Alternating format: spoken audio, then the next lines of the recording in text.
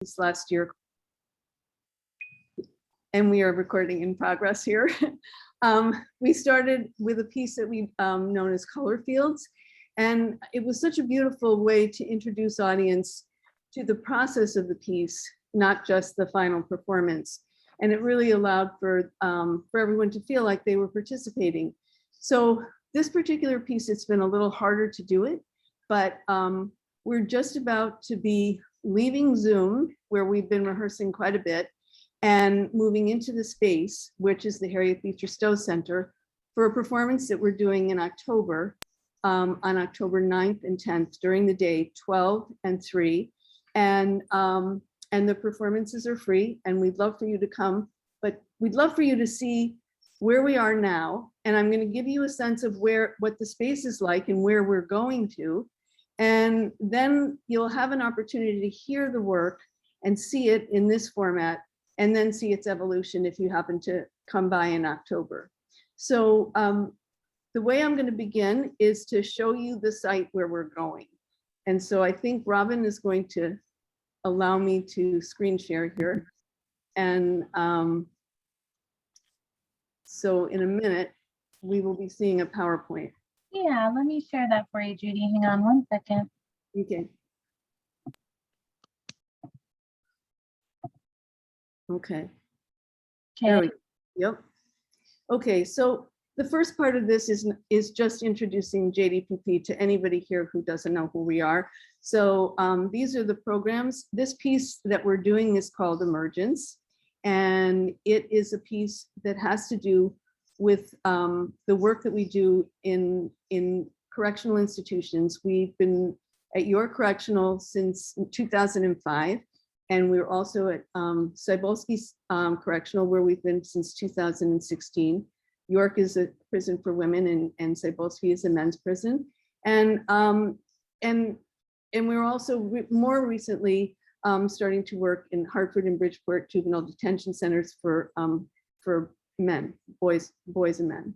So these are the programs that we have at these various correctional institutions, and we have found that this work has been incredible, and it has been growth producing for everybody that's a part of it. And it's led us to many new artistic endeavors, and also bringing the voices of those that are inside to those on the outside to reconsider the way we think about prison and those that are there. So I'm just going to see if I have the ability to push this forward. Yeah, there we go. So we have a performance residency, and I'm going to kind of breeze through these. A performance residency at York, which is a year-long residency that ends in performance. We have not been able to be in the prisons for the last year and a half because of the pandemic, and we've been able to continue our work through correspondence, which has been very fortunate. We have a moms and kids program that has special visits for moms and their children, 3 special visits. That's been very important to the families, to the moms, to all of us that are part of it. We also have a program in schools for kids who have parents or loved ones in prison, and that's an arts intervention. All of these are arts interventions. This is our program at Cybulski CI, which is Cybulski, those that are residents at Cybulski are due to come out of prison within 1 to 3 years or less. And this happens to be someone who's now Tyran, who's working with us in this piece. He's not able to be here tonight, but we met him at Cybulski.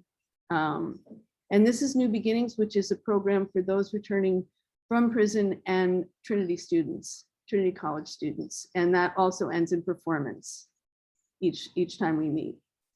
This is our Stepping Out program, which is a paid program of training for those that have been in our programs in prison, and coming out to work with our professional ensemble and creating pieces that are about prison, as I was saying, and bringing the words of those outside. And so that's part of, and this performance that you're going to see part of tonight is part of that Stepping Out program. So everybody that is part of the cast that you'll meet tonight has been at some point in their lives in prison. And this is a piece, one of the pieces we did. This is Robin, who you're also going to meet tonight. And this is with our professional ensemble, so that it's a joining, and in this piece, Emergence is same. It's a joining of wonderful, it's wonderful meeting ground for all of the artists that we work with, both in the company and in these programs. So Emergence is a piece that is inspired by an installation that's now at the Harriet Beecher Stowe Center. It's called The Solitary Garden, and it was created and designed by Jackie Smell. There are a number of solitary gardens at different places throughout the United States. Jackie is from New Orleans, yeah, and struggling like everybody is in New Orleans right now, but is an amazing person, artist, and very, very committed to bringing awareness to the problems with solitary confinement. And the installation was put into the Harriet Beecher Stowe Center grounds in honor of Albert Woodfox, who was being honored with the Stowe Prize in 2020 for a book that he wrote called Solitary, which he wrote after spending 43 years in solitary confinement at Angola prison in Louisiana for a crime he did not commit. And Jackie Smell there were 3 men that were accused of this, all wrongly accused of this crime, and all in solitary for so many years. It's hard to conceive. And Jackie Smell was in touch with one of them, and that's how she became interested in creating these a new way of thinking about and solitary confinement, and in some sense, at some point, abolishing it. So these are the installations. They're made out of, as you see here, materials from the slave crops of the 19th century, sugarcane, cotton, indigo, and tobacco that are mixed with lime. And that creates the foundation for what is designed as in the dimensions of a solitary confinement cell. And but rather than it being a confined cell with metal all around it, which is the reality of the solitary confinement cell, she has built it in an open space where and created and transformed it into a garden, so that you will see on these little compartments on the bottom are all the sizes of things in a cell, a bed, the toilet. So that's the size, and that's how it's sectioned off. But instead of having a bed and a toilet and all the things one would find in a solitary, well, not many things, but the very few things you'd find in a solitary confinement cell, we see plantings and the growth of things that nourish and that heal. So,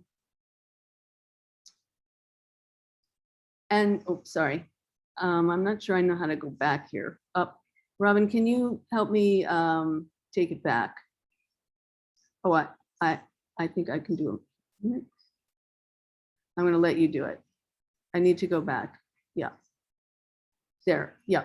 So thanks. So these are the flowers that were planted in the Harriet Beecher Stowe Center garden, and they were related to Harriet's own gardens that are there. She was a lover of gardens. She thought the gardens were a place of healing. So it's a particularly appropriate place for this garden to be.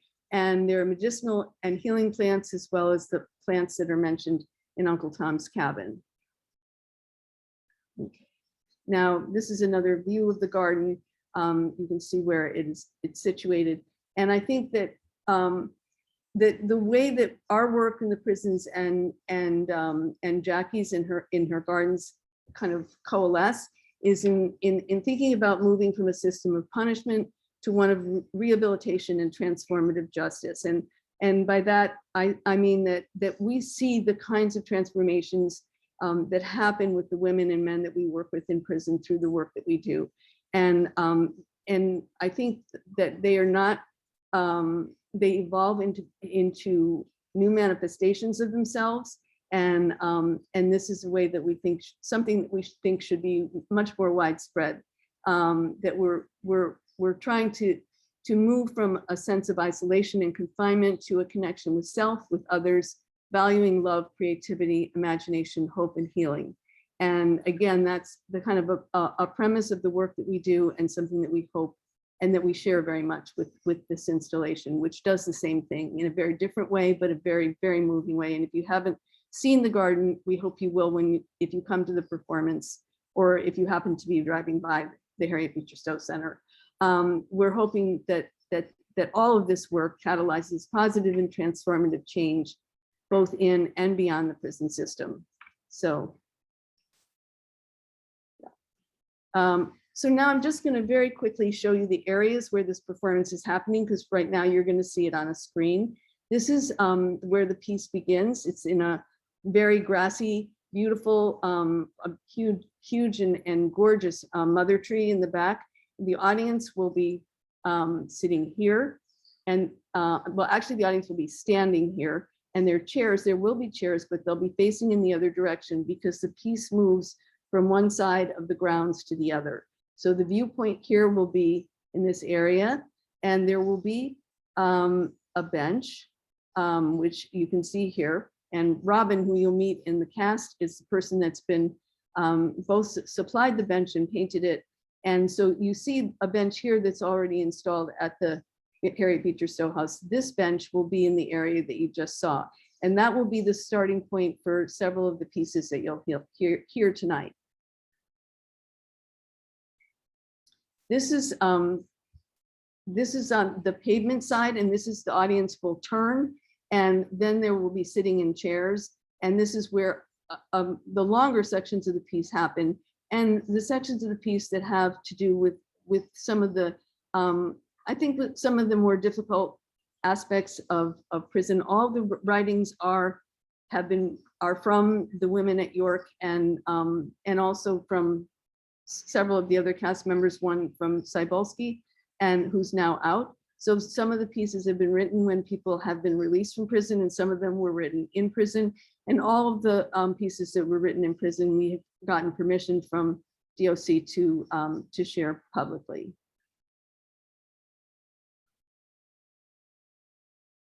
Yeah, so this, we will have just seen that building here, and then this is the area where the a great deal of the piece will happen on this pavement, and the audience will be here. So they will have looked there, and now their view is here. These are open frame boxes, and we've done a lot of repurposing of set pieces that we've used in the past, which has been a really beautiful part of this piece. And these were pieces that were built for a piece that you saw earlier, Brave in a New World, and they've now been painted, and they will be used in this pavement area that you've just seen. And again, they indicate a sense of confinement. And even though they're open frame boxes, so the dancers can move in and out of them, but they're also very much give a feeling of an enclosed space.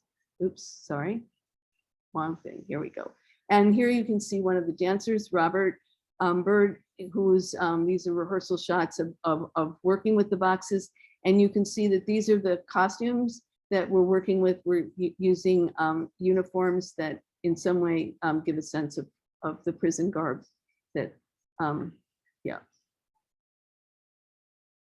This is the area where the piece will conclude. So you'll see that this pavement area then extends back to where the solitary garden is. So there will be some aspects of the piece, that the ending piece, that will happen here, and some aspects that will happen here. So, so that a lot gives you a sense of where the piece is placed. And this is just an incredibly beautiful quote that there's another solitary garden that's just been installed at the Florence Griswold Museum. And I met Jackie Samel there. She gave a talk there. And when we met, she said, let me give you my card. And this was her card with her information on the back. And I think it tells us something about a way that we can think about incarceration, maybe in a very different way. But when you plant lettuce, if it does not grow, well, you don't blame the lettuce. You look for reasons it is not doing well. It may need fertilizer or more water or less sun. You never blame the lettuce. Yet if we have problems with our friends or family, we blame the other person. But if we know how to take care of them, they will grow well, like the lettuce. And so that's just a thought that that I'm going to end this particular part with, so we can stop sharing screen. Thanks, Robin. And so now I'm going to turn this over to the cast to introduce themselves, and then we are going to do as much. You will not see the whole piece, but you will see a good amount of, and you'll get a sense of what it is, a sampler. Good evening. My name is Karen Gillette, and I have been with the Judy Doran Performance Project for 5 years now. This piece, Emergence, means a very great deal to me, since some of the parts that I have, they actually reflect me. And I can't thank Judy enough for giving me the opportunity to care for the words of the people who cannot actually speak them. It is such an honor for me to do so. Thank you. Hi, I am Dolly, and I have been working with Judy for 11 or 12 years now, since I was for a good portion of my incarceration, and now that I am free. I am very happy and very excited to perform, very grateful for everything that JDPP has helped me through, and I hope you enjoy tonight. Thank you. Hi, I'm Eli, and I have been blessed to work with Judy for a little over a decade now, and both her programs while I was incarcerated, as well as since I've been home. These programs are a great gift to me as far as me being able to explore things, but at the same time be a voice for someone else. And it's a great honor to be able to do this work, and I really hope you enjoy.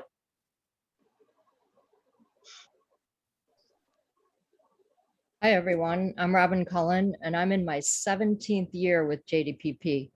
I've been working as a performer and as a teaching artist in the Moms and Kids, Dads and Kids, New Beginnings, the Worth Unit, I Am program, and our latest, the SLAM program with the young men at the Bridgeport Juvenile Detention Center. I am a previously incarcerated person, and I've been out of York free now for 21 years. And I thank you for your support in all of these programs and projects that we do for our communities.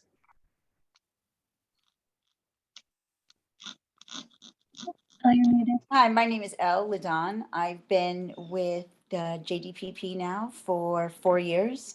The thing that excites me the most, and I've learned the most about myself, is the collaborative ability that we were able to put these wonderful pieces together and have this platform to have a voice for those who don't. So I'm honored, and I'm so grateful to be here tonight, and enjoy.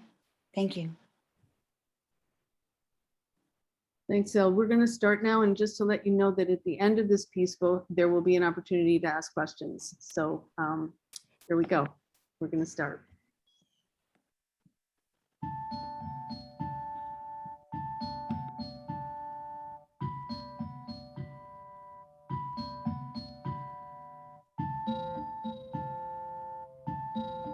The voice you'll hear now is Harriet Beecher Stowe, by the way. These are her words. For me, the garden was a place of healing to the soul. It was as if from the growth of leaves and flowers and shrubs, there exhaled a silent dew, which brought comfort to the heart, blistered by the sultry suns of life. The intercourse of men and women is often harsh and chafing. Little irritations like nettles lie hid along the paths. But the silent growth of a garden communes without speech, and every leaf becomes a healing. That's how it was for me, then and always. In the spring and summer, I was allowed to tend the garden outside of my prison unit. I did sometimes on the weeknights, but mostly on the weekends, weather permitting. My first breath of fresh air as I stepped outside was always so warm and smelled so sweet to me. Not the sugary kind, just a hint of nectar mixed with spice, ever so sliced. I breathed in as slowly as I could and exhaled the same way, savoring it, I knew it would vanish soon. I have always felt that she who owns a garden truly loves it and can identify herself with it. Every tree she has watched its progress from first bud to last shoot, each flower from seed to bloom. To her, every plant has its history, and a part of her own history, a portion of her own life, has grown up into it and with it. She remembers when this was a twig and that a seed. The garden may appear small to those on the outside, but as I sit on my overturned bucket in its midst and gaze at the wildflowers, annuals, and seagrass, this patch of land is infinite. I breathed in the deep aroma of the earth. My hands were my garden tools as spades were not allowed. I loved reaching into the earth, cool soil between my fingers. The care of a garden is a constant parable, a constant spiritual lesson, and never have I had such smart thoughts as have come in my garden work. Sitting in the middle of the prison garden on Sunday morning was the most precious time, uninterrupted quiet. The women who attended church were at chapel, the guard post still, the walkway silent, no unforgiving clatter on their walkie-talkies or harsh commands barked in grating voices. There was no laughter nor weeping, just beautiful, glorious silence. It was so unusual to find my solitude in a land that only reaped pain. How tragic that my rapture existed only in isolation from my own species, humankind.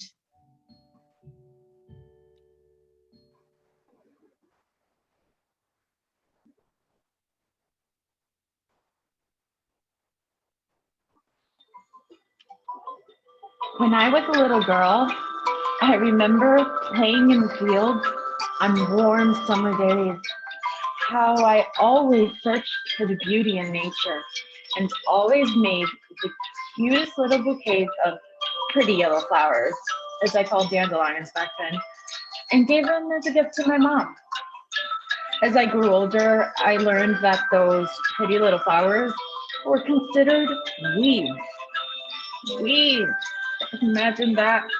The bouquets that I made for my mom with so much love were just weeds. I wonder why she never said anything about it.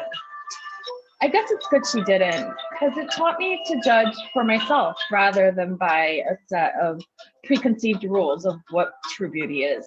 That's why now, as an adult, if I could make a garden with whatever flowers I could, I think I'd have to leave room for some of those weeds.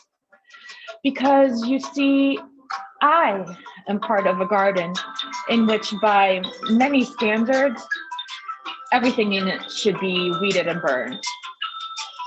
But come closer, take a look. You might find out how out of us weeds, the most beautiful, pretty little flowers might grow.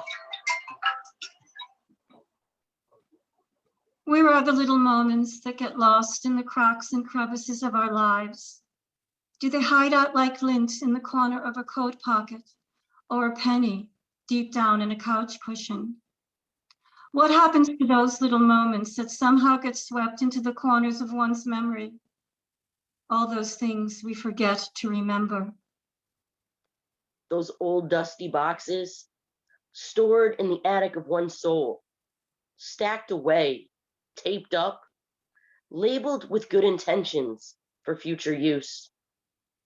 When is the last time we visited that untouched place and sorted through the things we forget are important enough to keep, but seldomly cut away the packing tape, lift the flaps, and look inside?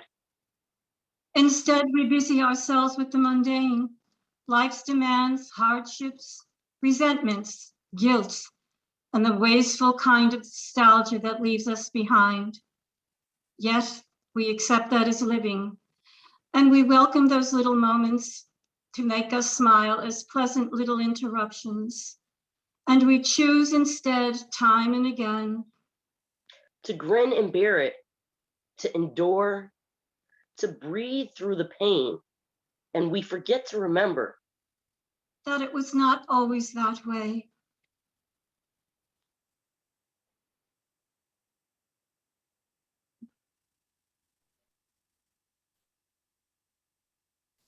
It's count time.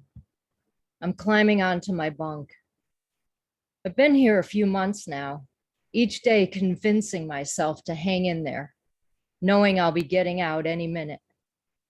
I've been doing everything the correctional officers tell me to do, following all the rules, acting as if I'm staying, but I know I'm not staying. I've been waiting with certain anticipation for a visit from my counselor, about a call from my lawyer, my family, my girlfriend, someone. Definitely someone is coming to deliver the good news that this was all a big mistake. And of course, I won't be staying 3 years. Someone is coming to spring me from this place any day now. I just know it. I'm sitting cross-legged on my bunk. Through the long, thin window of the locked door, I see the CO approach.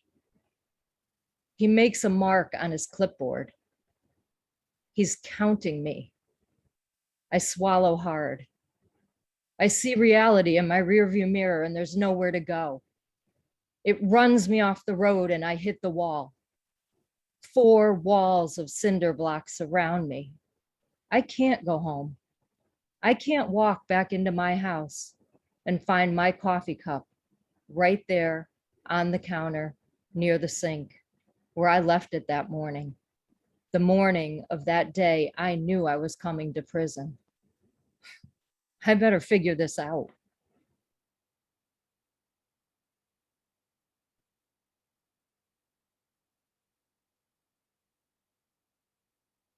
Count time. Kite. Classification. Shank. Chow. LOC. Ticket. Lockdown. Shackles. Convict. Cell. CO. Seg. CTQ. Bid. Commissary. Blanket party. Contraband. Code blue. Body alarm. Signal 14. Good time. Court run. Strip search. LOP. Inmate. Rec. Parole. Furlough. Snitch. Escape. DOC. Cert. Code purple. Signal 11. Lockup. Black box. LOM. Pardon. Disgrace, regret, loss, humiliation, defeat, remorse, shame, hostility, destruction, guilt, embarrassment, rage, disgrace, regret, loss, humiliation, defeat, remorse, shame, hostility, destruction, guilt, embarrassment, rage. a new language, one I am forced to master, stripped of my will to resist, a dialect necessary for my survival. I took French in high school, but I dropped out. I always wanted to learn a new language. Now I have, but I never thought I'd surrender pieces of my soul in the process. I should have stuck with French.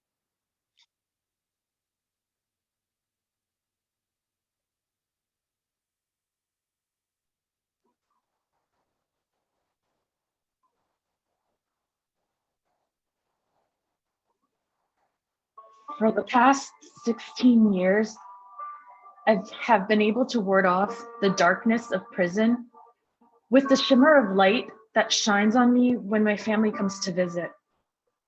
That brief kiss and hug is the familiar contact that reminds me that I belong somewhere. But now the never-ending feeling of the coronavirus has allowed that blackness to creep into every crevice and crack that is broken in each of us in here.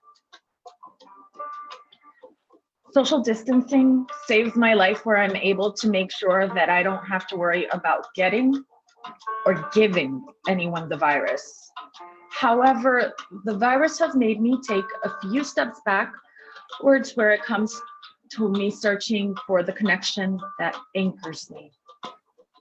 Yet, it is hard when you feel like you are stuck in the shadows while life keeps on going. We are human beings that crave the human bond and connection that helps us walk the light and dark line without falling into the darkness completely. I need that touch of a mother and child. Until then, I fall. Did I hear you crying? Thought I heard you crying. Did I hear you crying from your room last night? Somehow, maybe someday, some way, somehow, maybe someday you will make it through the night. And somehow, maybe someday, some way, somehow, maybe someday you won't have to fear that fight. I thought I heard a moan coming from your room. It's all so crazy now. All this doom and gloom. Did I hear you crying? I thought I heard you crying.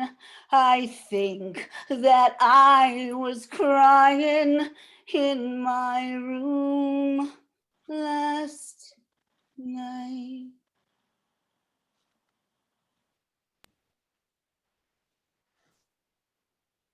Meeting up with friends, bars and restaurants, dinner parties, sports events, and the wedding. It could have gone either way. Sometimes you drove, sometimes I did. It was bound to happen. Most of the time we drank, sometimes we didn't. It's the way we were living. From the beginning, I was glad it was me who lived. Not because I wanted to lose you, not because I'm selfish, not because I'm afraid to die. It could have gone either way. It was bound to happen, the way we were living. I've always been grateful that you're not the one living with the consequences.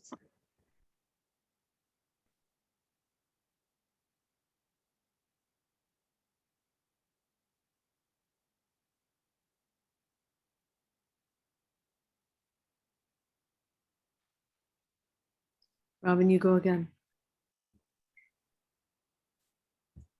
The hour. Alcoholism hides in the darkness, often behind a facade of smiles and laughter, masking loneliness. It waits for an opportunity to escape the shadows and express the pain, attempt to erase it. But the numbing liquid only creates a false sense of connection. It cannot ease pain, only add to it. What it has erased are the good times. The memories I want, those are elusive, blurred, and faded. Not that hour, though. The poison-filled hour when you and I met. The hour we drank together, laughed, pretended we were happy people. The moment the illusion shattered. That hour is etched deeply in my memory. It's clear. It haunts me always. That was the hour you were abruptly and tragically silenced forever. The hour my alcoholism crawled all out of its dark hiding place. Since that hour, I've lived behind barbed wire, but I do live. Christopher, you do not. How will I ever forgive that? There was a crooked man who walked the crooked mile. He has a crooked gait and a crooked style. He walked a crooked path and had a crooked cane. He has a crooked smile and had a crooked name. I chose to walk beside him upon that crooked lane. I chose to follow suit and play his crooked game. I was curious to learn his tricks and enjoy those crooked gains, and how I mourned most bitterly when I learned what with crooked came. How many people wounded throughout my crooked walk, count the spirits broken from all my crooked talk. A multitude of eyes have wept due to my crooked tasks. How many ways can a man be crooked? Too many ways to ask. And though I've cried many crooked tears, my crooked days became crooked years. And I came to detest all my crooked wiles, hate my crooked steps, regret those crooked miles. And with time and age, I felt convicted and sane enough to say, perhaps I'll walk a little straighter. Try it just this once. Try it just for today.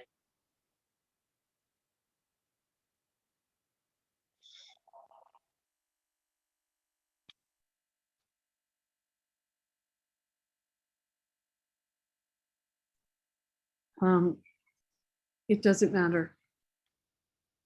It doesn't matter that you don't like me, because for the most part, I like me.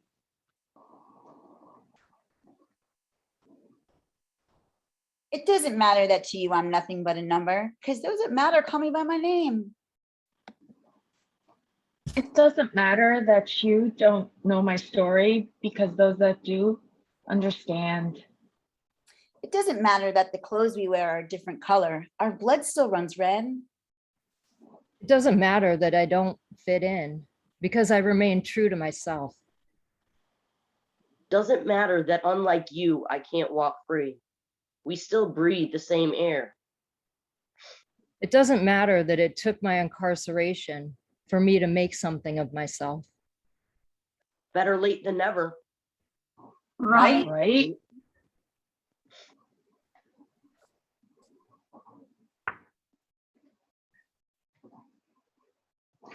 Hey. Some say the root of evil is greed, or the green-eyed monster we create. Compassion is what we all need. I say the true root of evil is hate. Tell me, why do you hate who I am? Tell me, why do you judge the color on my skin? Does it really matter who I love? And does it make a difference that I pray to God above? Can't we stop all this hate? Isn't it time to accept, applaud my fate, to extend an olive branch? There is a reason we met by chance, so tell me, why do you hate who I am?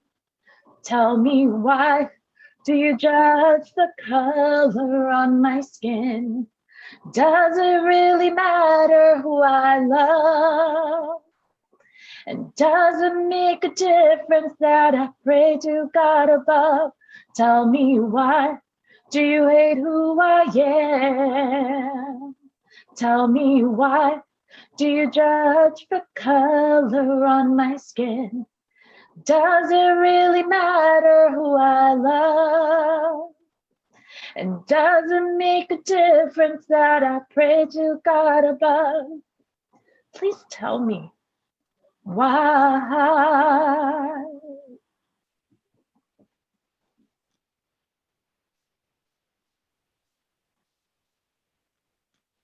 My spiritual search in prison has gifted me with the understanding that softness of stone can conquer hardness of stone, and darkness is where light shines brightest. Only when I become empty can I be filled, and God speaks loudest in silence. Using that logic, it stands to reason that freedom can be found behind bars. While though others may see this chapter of my life as a bad dream, my heart tells me it's more like an illuminating nightmare. I pray if it rains tomorrow, may it wash away the pain. And I'll pray if the sun comes out, it'll warm you with its rays. And I'll pray if it rains tomorrow, may it wash away the pain. And I'll pray, 'cause I know everything's gonna be all right today. Yesterday, my world, it seemed so bleak. I fell down, tried to get back up, but I was feeling so weak. So I raised my hand up in the air, 'cause I knew somehow, someday, somewhere, you would be there. And I pray, if it rains tomorrow, may it wash away the pain.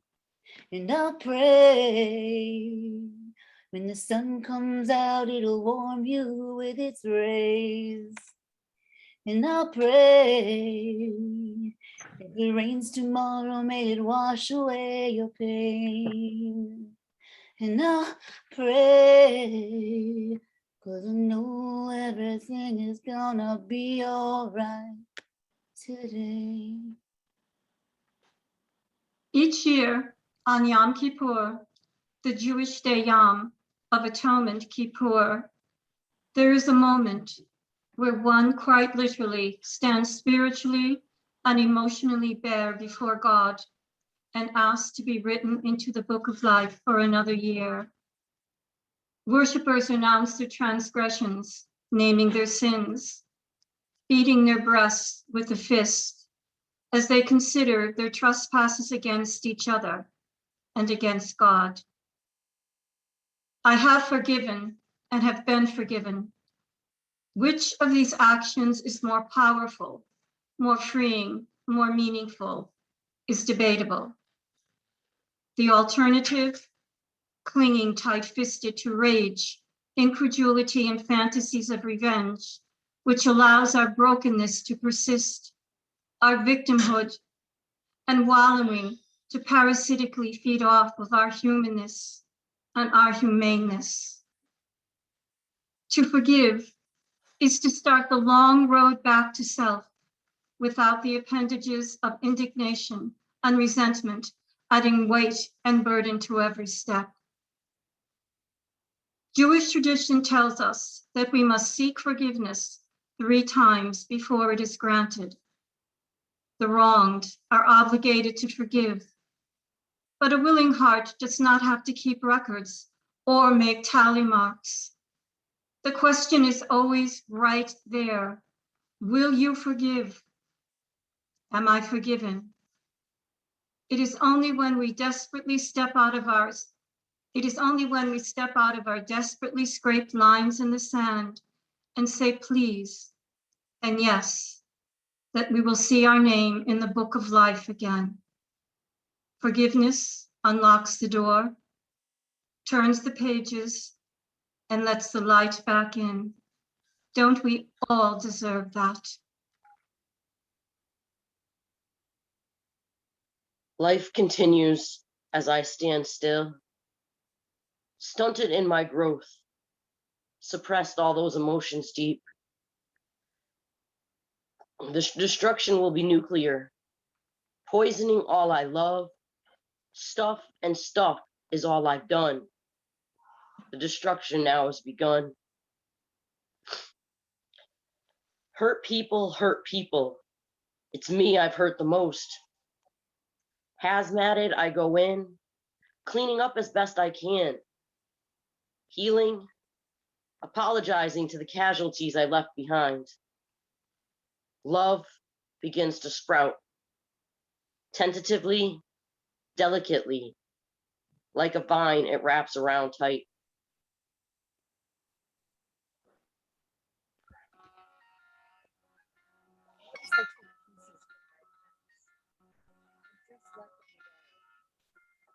You know, ones that hide in the corner of my soul, lurking without purpose. What if I toss them into the air like a sparrow? Would the spirit of the wind catch them with her delicate fingers and give them to the healing waters of the ocean? Or would she ask the clover-speckled fields to bless them first? What if she whispered in my ear that the universe rejoices when we give up things that no longer serve us? Would she grab my hand and dance with me? Would she gather threads, remnants, and swatches from my past and weave a bridge out of them so I could dance barefoot across to the other side, light and free?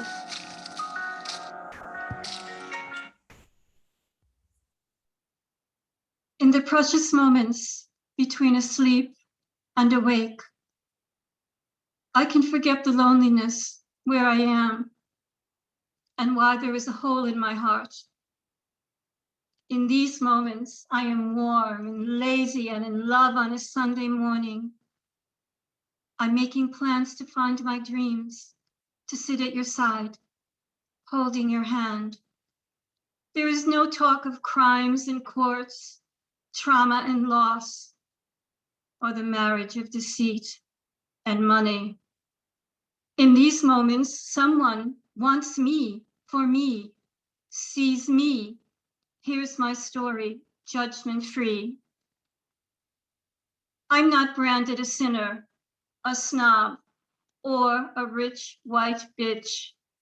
In these moments, no one disrupted my life, my family.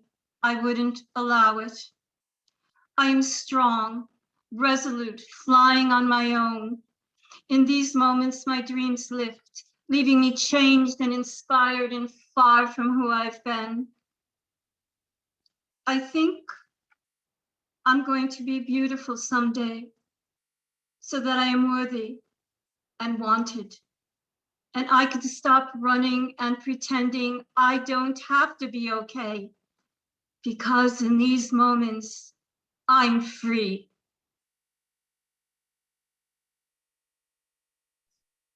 Okay, thank you all. So this is, and I don't know, Robin, if we can go back to gallery.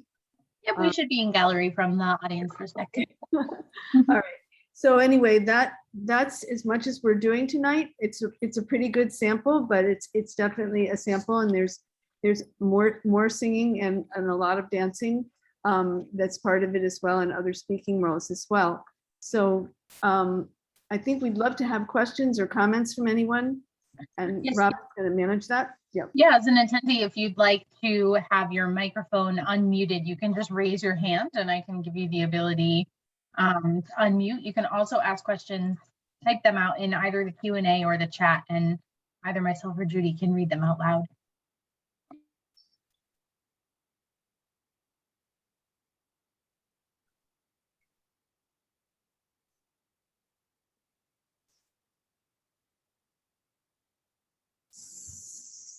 So I'm not seeing anything. Are you, Robin? No hands raised or Q&A. So yeah, we have one here. Sheila, gonna allow her to speak, and you should be able to unmute yourself now. Thank you so much. I've been really so eager to see how this piece is developing. Judy's been filling me in, but just to see it is the beginnings of it is really wonderful. So thank you all so much. I was wondering if you could talk about what you were feeling about the connections between emergence as returning citizens and the emergence of all of us from the pandemic. and the ways in which this kind of double sense of emergence has been influencing the themes of this piece and your personal experience of the emotions of working on it. I'd like to say something. I got out of prison 2 weeks before quarantine.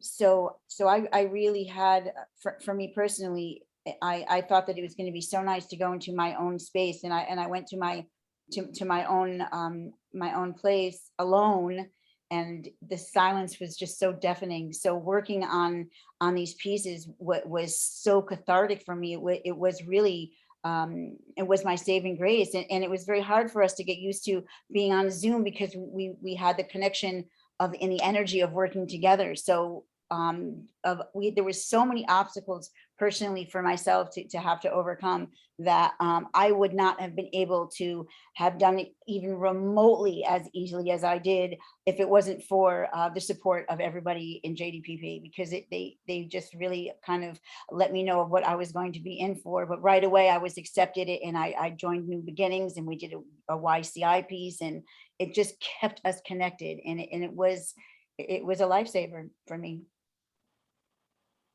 I hope I answered your question. Yeah, thanks, Elle. That was fabulous. Anyone else have anything to say about how this felt emerging from prison and emerging, as we're hoping that we're emerging from COVID, but not quite sure? I'll say something. Hi, Professor. For me, it was sort of not as marked as for Elle, who came out when the pandemic was just starting. But for me, it was sort of an emergence too, because I came out in February and I had just had COVID in December. So it was a sense of a sort of like double confinement while in New York, because we were shuttled from place to place, and like our whole routines got completely shattered. And then I come out and it's still that sense of you have to be quarantined until we're sure that you're not sick. And it was just very, very confusing and frustrating. And it really just put into perspective like what my family had been saying, that they sort of were getting a hint of what I had been through all those years inside, that they were starting to at least have a semblance of understanding of how difficult it is to be away and not be able to actually do what you want, where you want, and have that freedom. So I thought I was coming up to freedom too, and it took a little bit before I was able to actually, I couldn't even see my family for like a month and a half or so before I even got to see them once. So this piece really just shows all the sides of that confinement, how emotionally, mentally, and physically we've all just had to learn how to survive in that confinement. And then now we're finally starting to be free again, even though it's looking like maybe not so much, but it is much better than it was, especially for those of us who are out here now, at least. And I'm glad that you enjoyed it. Great. Thanks, Jolly. That was a great answer too. Anybody else have thoughts on that question, or are there any other questions?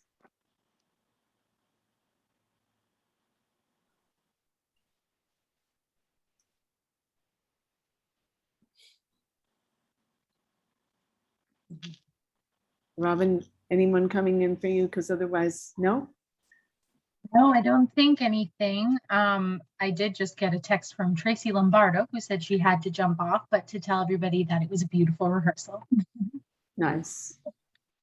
So, all right. Well, I think that maybe I know the performers are going to stay on for a few minutes, but the audience, just thank you so much for coming. And we do hope you'll come to see the show. We're also asking everybody to meditate on clear skies for every Thursday coming up. And then Saturday and Sunday, the 9th and 10th, because we've been really experiencing a lot of rain, all of us have. And we would love to do this piece outside. So anyway, thank you so much for coming. It really allows us to share it at a very, and it's a growth, it really helps the growth of the piece to have you here. And so thank you so much.